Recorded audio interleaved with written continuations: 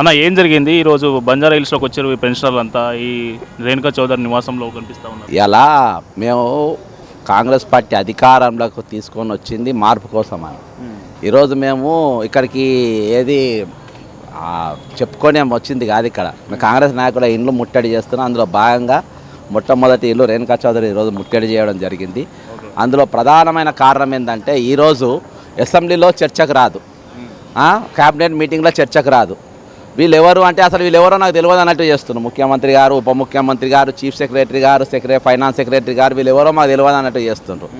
దాదాపు ఇప్పటికి 20,500 మంది రిటైర్డ్ అయినరు. అందులో 50 మంది చనిపోయినరు.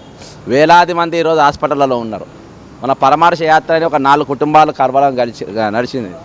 ఈరోజు వేల మందికి ఆపరేషన్లు చేసిన నరసింగరావు అనే శంషాబాద్ ఎంప్లాయీ, ఆపరేషన్ థియేటర్, వేల మందికి చదువు చెప్పిన ఉపాధ్యాయులు, వేల మందికి సేవలు అందించినటువంటి ప్రభుత్వ ఉద్యోగులు, లక్షలాది మందికి పథకాలు పంపిణీ చేసినటువంటి ఈరోజు చిరు ఉద్యోగులకి వెళ్ళి మొదలుపెట్టి పోలీస్ డిపార్ట్మెంట్ వరకు లా అండ్ ఆర్డర్గా కాపాడినటువంటి వాళ్ళు ఈరోజు వాళ్ళందరూ సేవలు తీసుకొని అసలు వీళ్ళు ఎవరో మాకు తెలియదంటే ఎట్లా చెప్పండి.